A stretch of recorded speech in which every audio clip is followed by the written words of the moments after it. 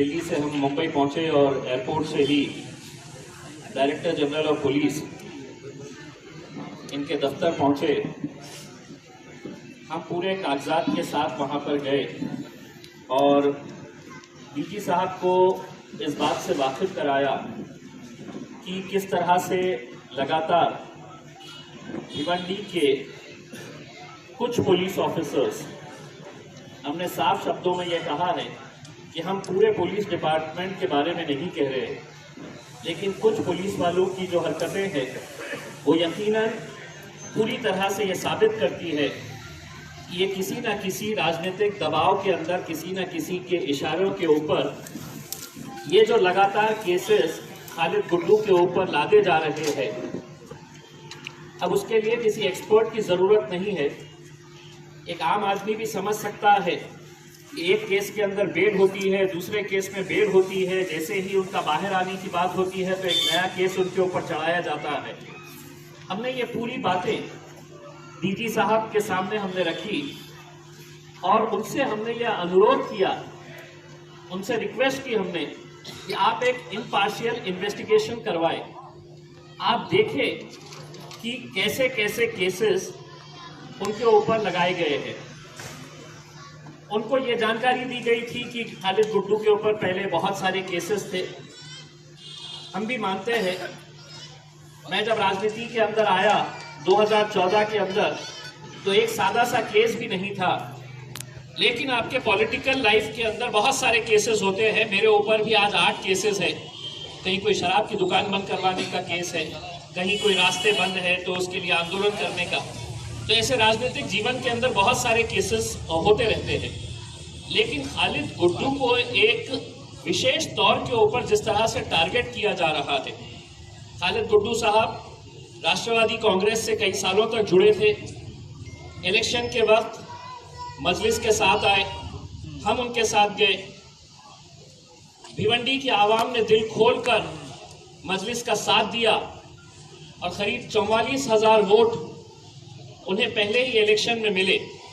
ये इस बात की गवाही है कि भिवंडी की आवाम एक ऑल्टरनेट चाहती थी और उन्होंने खालिद गुड्डू के रूप में मजलिस इत्तेहादुल मुस्लिमीन को दिल खोलकर एक्सेप्ट किया।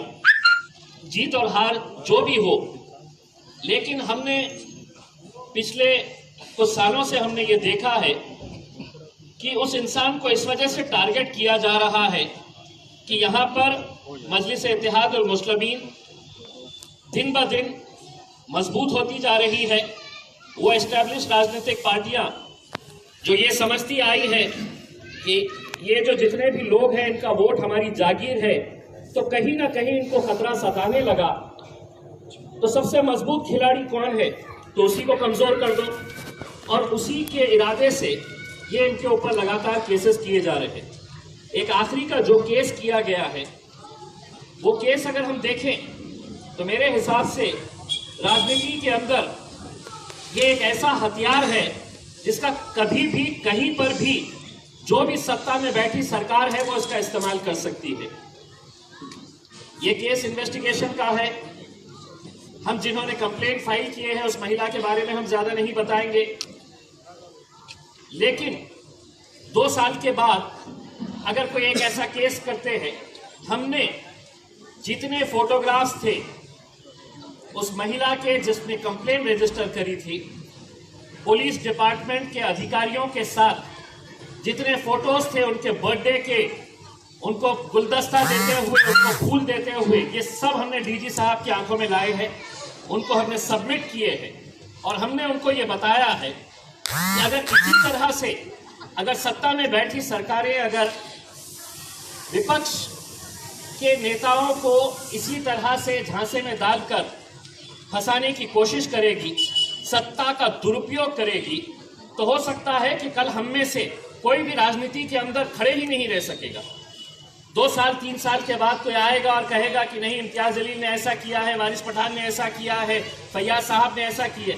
कहीं ना कहीं इन्वेस्टिगेशन होना चाहिए, कानून है और हम उस कानून के बारे में लोकसभा के अंदर भी यदि आवाज उठाएंगे कि महिलाओं के ताल्लुक से यकीनन कानून सख्त होना चाहिए।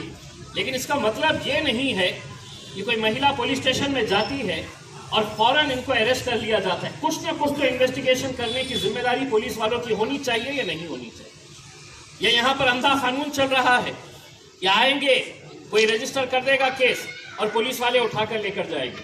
हमने इससे पहले जब हम आए थे, यहाँ के पुलिस कमिश्नर साहब से हमने मुलाकात की, हमने उनको सब बताया और उस वक्त भी हमको यहाँ के जितने भी लोग थे उन्होंने सब ने हमको ये नहीं कहा कि यहाँ के पुलिस कमिश्नर इसके अंदर इन्वॉल्व है, यहाँ के सीनियर ऑफिसर्स इन्वॉल्व है, लेकिन यहाँ के एक दो पीआई के बारे में विशेष तौर से हमको बताया गया। एक राउत, क्या नाम है, एक शीतल राउत नाम के पीआई अब वर्दी पहन लिए है, तो इसका मतलब ये नहीं है कि मैं अब इस इलाके का राजा हूं और मैं कुछ भी कर सकता हूं। क्राइम ब्रांच में थे तो जितने केसेस खालिद गुड्डू के ऊपर हुए हमने पूरा ब्यौरा निकाला। तो क्राइम ब्रांच के अंदर जब थे तो पूरे केसेस क्राइम ब्रांच के जरिए ये साहब करवाते थे। फिर ये साहब का ट्रांसफर हो गया है, आज 6 साल से यहीं पर है। आज किस पुलिस स्टेशन के अंदर है? शांतिनगर पुलिस स्टेशन के सीनियर पीआई है, पीआई है, एसीपी है, डीसीपी है। सबको कानून के तहत काम करना है, सबको एक दायरे के अंदर आपको ये साबित करना है कि साहब ये अगर दोषी है तो हम भी कहीं पर भी किसी सूरत के अंदर हम किसी का समर्थन नहीं करेंगे अगर कोई दोषी है सही तरीके से। लेकिन अब हमको भी ये समझ में आ रहा है कि किन के इशारों के ऊपर ये काम किया जा रहा है, और हमने साफ तौर के ऊपर हमने ये मामला पूरा डीजी साहब को बताए हैं, जो additional DG law and order Maharashtra के हैं राजेंद्र सिंह साहब। हमने उनसे मुलाकात की, उनको पूरी डिटेल्स बताए और हमने कहा कि अगर विशेष तौर से अगर सिर्फ 1-2-3 नीचे के अधिकारी अगर इस तरह का खेल खेल रहे हैं और वो समझ रहे हैं कि मैं किसी को भी उठाऊंगा और किसी को भी अंदर डाल दूंगा, तो कानून अगर मेरे लिए है तो कानून राउत साहब के लिए भी बना हुआ है। वो अपनी मर्जी से अपने दिल के हिसाब से कहीं पर भी कुछ लाद नहीं सकते हैं, उनको भी कानून के दायरे के अंदर रह के काम करना पड़ेगा। जिस तरह से हम ये बोल रहे हैं कि अगर कोई मजलिस इत्तेहादुल मुस्लिमीन का कोई भी छोटे से छोटा कार्यकर्ता हो या बड़े से बड़ा नेता हो, अगर कोई गलत काम के अंदर मुलविस रहेगा, पार्टी कतई उसके साथ खड़े नहीं रहेगी। ये हम साफ तौर के ऊपर बताना चाहते हैं। लेकिन हमको आज ये बताते हुए खुशी हो रही है कि खालिद गुड्डू का मैटर, जब खालिद गुड्डू साहब बेल के ऊपर निकले बाहर, उन्होंने खुद ने इस बात की मांग की थी सीनियर अधिकारियों से लिखित रूप के अंदर कि मेरे ऊपर जो केसेस लादे जा रहे हैं उसकी एसआईटी के जरिए स्पेशल इन्वेस्टिगेशन टीम तैयार करे या सीआईडी के जरिए इसकी इन्वेस्टिगेशन कराए। साथ ही साथ खालिद गुड्डू के लेटर के बाद मैंने खुद खासदार की हैसियत से और महाराष्ट्र मजलिस इत्तेहादुल मुस्लिमीन के अध्यक्ष की हैसियत से मैंने भी पुलिस डिपार्टमेंट के तमाम वरिष्ठ अधिकारियों को ये लिखा था कि आप इसकी एक बड़े लेवल के ऊपर इंक्वायरी कराई जाए। आज हमको ये बताते हुए खुशी हो रही है कि हमें ये जानकारी दी गई है कि खालिद गुड्डू का पूरा मैटर अब महाराष्ट्र की सीआईडी क्राइम ब्रांच जो है वो करने जा रही है। ये केस उनके हवाले कर दिया गया है और वो ये इन्वेस्टिगेशन करेगी। और हमारे पास जितने भी डॉक्यूमेंट, जितने भी पेपर्स हमने देखे हैं, हम सीआईडी से यही अनुरोध करेंगे कि एक इम्पार्शियल इंक्वायरी करें। इसके अंदर कोई भी किसी का साथ नहीं, किसी के दबाव में नहीं। अगर इन्वेस्टिगेशन करेंगे तो आज भिवंडी के पूरी पुलिस डिपार्टमेंट की छवि के ऊपर जो एक सवालिया निशान पैदा हो रहा है, कहीं ना कहीं वो छवि को बदलने की ज़रूरत है। यहाँ के पुलिस कमिश्नर साहब का रिकॉर्ड बहुत अच्छा है, मैं खुद पर्सनली उन्हें जानता हूँ, लेकिन अगर नीचे के 1-2 ऑफिसर्स अगर इस तरह के अगर कोई काम कर रहे हैं तो वो ऑफिसर्स की जानकारी पुलिस के सीनियर अधिकारियों को देने की जिम्मेदारी हमारी थी और हमने दिए हैं। और पुलिस डिपार्टमेंट के तमाम वरिष्ठ अधिकारियों ने हमको आश्वासन दिया है कि हम इसकी इम्पार्शियल इंक्वायरी करवाएंगे। और कहीं ना कहीं पूरे पेपर्स देखने के बाद मैं समझता हूं कि सीनियर ऑफिसर्स को भी ये बात समझ में आ गई है कि थाने के कुछ नीचे के जो ऑफिसर्स हैं वो ऑफिसर्स किसी न किसी के दबाव के अंदर, किसी न किसी के प्रेशर के अंदर आकर काम कर रहे हैं। तब जाकर ये खालिद गुड्डू साहब को ये जो बार बार फंसाया जा रहा है, तब ये इस तरह के मामले, हम अगर ये इंक्वायरी से अगर हम संतुष्ट नहीं रहे तो हम अदालत के अंदर जाएंगे, हम ये मामले को सुप्रीम कोर्ट तक लेके जाएंगे। और वो पुलिस वाले जो अपने वर्दी का दुरुपयोग कर रहे हैं, जो अपने वर्दी की दादागिरी बताकर ज्यादती कर रहे हैं। हम पुलिस डिपार्टमेंट की इज्जत करते हैं, आज करते हैं और कल भी करेंगे। और आप लोगों की भी ये जिम्मेदारी है, तमाम लोगों की, कि पुलिस डिपार्टमेंट की हम जैसे इस तरह से इज्जत करते हैं सबने करनी चाहिए। लेकिन हाँ, पुलिस डिपार्टमेंट के अंदर कुछ लोग हैं जो किसी न किसी के इशारों के ऊपर काम कर रहे हैं, तो उनके खिलाफ अगर सीआईडी से इंसाफ नहीं मिलेगा तो हम अदालत नहीं, सुप्रीम कोर्ट तक हम इस मामले को लेकर जाएंगे। और खालिद गुड्डू साहब के परिवार वालों को हम ये बताना चाहते हैं कि मुझे यहाँ पर बैरिस्टर असदुद्दीन अवैसी साहब ने आज पार्लियामेंट के अंदर आज उन्होंने कहा कि नहीं, किसी भी हालत के अंदर आज हमको जाना है। मुझे डायरेक्ट है तो दिल्ली से, पार्लियामेंट से यहाँ पर भेजा गया है। बलाला साहब को कहा गया है कि आप भी हैदराबाद से यहाँ पर पहुँचिए और जितने भी जो नौजवान बच्चों को यहाँ पर अलग अलग मामलों के अंदर फंसाया गया, मैंने खुद ने डीजी साहब को आज ये बात कही कि कल अगर आप किसी केस के अंदर अरेस्ट करेंगे तो हो सकता है कि मेरे चाहने वाले 5-25 लोग वो भी अपनी नाराजगी का इजहार करेंगे। लेकिन जिन बच्चों के ऊपर ये केसेस लगाए गए थे वो इस तरह से भागते फिर रहे थे और इस तरह से उनके ऊपर दबाव डाला जा रहा था मानो उन्होंने कौन सा हत्या का गुनाह कर दिए है। अगर किसी का बेटा, किसी का भाई, किसी का बाप अगर पुलिस स्टेशन में बिना वजह लेकर जाया जा रहा है तो एहतजाज करने का अधिकार जो है वो है। लेकिन आप अगर इस तरह से बच्चों के घरों में जाके, मुझे बताया गया है अभी किसी एक घर के अंदर जाके पुलिस वालों ने तो इतने दरवाजों को ठोके हैं कि वो दरवाज़ा तोड़कर उसके घर वालों को बाहर निकालने की बात की गई। कौन सा गुनाह था मुझे बताइएगा। हम पुलिस डिपार्टमेंट के सीनियर अधिकारियों को ये कहना चाहते हैं कि चूंकि ये इंक्वायरी चल रही है, इसलिए हम जो भी लोकतांत्रिक तरीके से, हमारा डेमोक्रेटिक वे से हम जाकर हमारा जो प्रोटेस्ट था वो सीनियर अधिकारियों के सामने हमने रजिस्टर करवाए हैं। लेकिन अगर कहीं पर भी अगर ये मामला नहीं सुलझता है तो हम भिवंडी के अंदर एक बड़ा धरना आंदोलन करेंगे पुलिस डिपार्टमेंट के सामने। और मैं आपको यकीन दिलाता हूँ कि उस धरना आंदोलन के अंदर हम 4 ही नहीं रहेंगे, हमारे पार्टी के अध्यक्ष बैरिस्टर असदुद्दीन अवैसी साहब भी आएंगे और पुलिस स्टेशन के सामने बैठेंगे अगर हमको इंसाफ नहीं मिलता है। अब आप लोग के अगर कुछ सवाल है तो पूछ सकते हैं। सर, आगे चुनाव में आपकी क्या राय है? देखिए, चुनाव ये वो तो आते रहेंगे, जब चुनाव करीब आएगा उस वक्त आएंगे हम और पूरे उसके साथ लड़ेंगे। आप बेफिक्र रहिएगा इंशाल्लाह। सर, आप पिछले बार भी आए थे कांग्रेस से, उस वक्त भी आपने इसके बाद ऐसी कोई उनके ऊपर केस दाखिल होने नहीं देते, लेकिन उसके बावजूद कई सारे केस हो गए।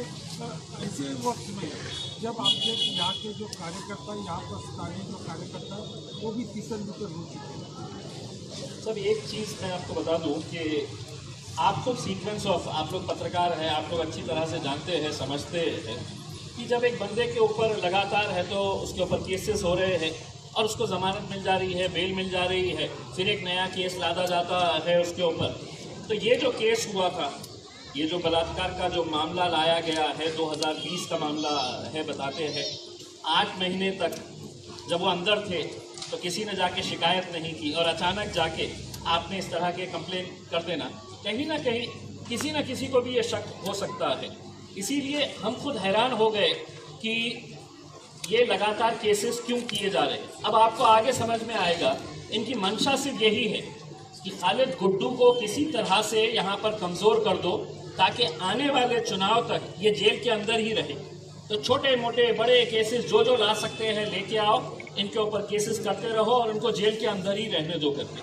और जहाँ तक आपने तितर बितर होने की बात कही है, मैं आपको उस दिन का इंतज़ार करवाना चाहूँगा और आप है तो बड़ा कैमरा लेके आना उस दिन कि भिवंडी की आवाम जो पहले मजलिस के साथ थी उससे 4 गुना ज़्यादा आज अल्हम्दुलिल्लाह हमारे साथ मजलिस के साथ है। इंशाअल्लाह। मागच्या पत्रकार परिषदेत तुम्ही राष्ट्रपतीच्या कुठल्या तरी मंत्र्याचा उल्लेख केला होता, पण त्यांचं नाव सांगितलं नव्हतं। या पत्रकार परिषदेत त्यांचं नाव सांगितलं होतं। बघा काय आहे की आता हे स्पष्ट झालेलं आहे की याचा मागे कोण आहे। मला नाव घेण्याची आवश्यकता नाही आहे। आता माझ्यावरही, मी खासदार असूनही सुद्धा मला औरंगाबादमध्ये एक केस करण्यात आला। मी छोटे छोटे जो दुकानदार होते, जो व्यापारी होते, त्यांना 24 दिवस त्यांची दुकानं, त्यांचे ठेले, गरीब लोकांना ते बंद करण्यात आले होते। आणि जेव्हा ते उघडण्याची वेळ आली तर ते म्हणत होते की 200 रुपये पर स्क्वेअर फीट प्रमाणे आम्हाला फाईन द्यावा लागणार आहे। एक लहानसा व्यापारी जे आहे त्याला कमीत कमी 15,000 रुपये फाईन पडत होती. आता इतका दिवस त्याची दुकान बंद, सगळं कारोबार ठप्प, आणि तुम्ही मग ते दुकानदारांनी मला बोलवले. मी तिथे गेलं आणि त्यांना सगळ्यांना विनंती करून सांगितलं, अधिकाऱ्यांना, की आपण असं करू शकत नाही. नियमाप्रमाणे असं कोणताही रूल नाही आहे की तुम्ही इतकं फाईन ते गोरगरीब लोकांकडून घेत आहे. मग मी त्यांच्या चांगल्या रीतीने बोललो. मग त्यांना कळत नाही होतं. मग माझ्या भाषेत बोललो. तर रात्री 12 वाजता माझ्या विरुद्ध केस करण्यात आलेला आहे. 9 सेक्शन्स लावलेले आहेत त्यांनी, 9 सेक्शन्स, आणि त्याच्यामध्ये रायटिंगचा केस.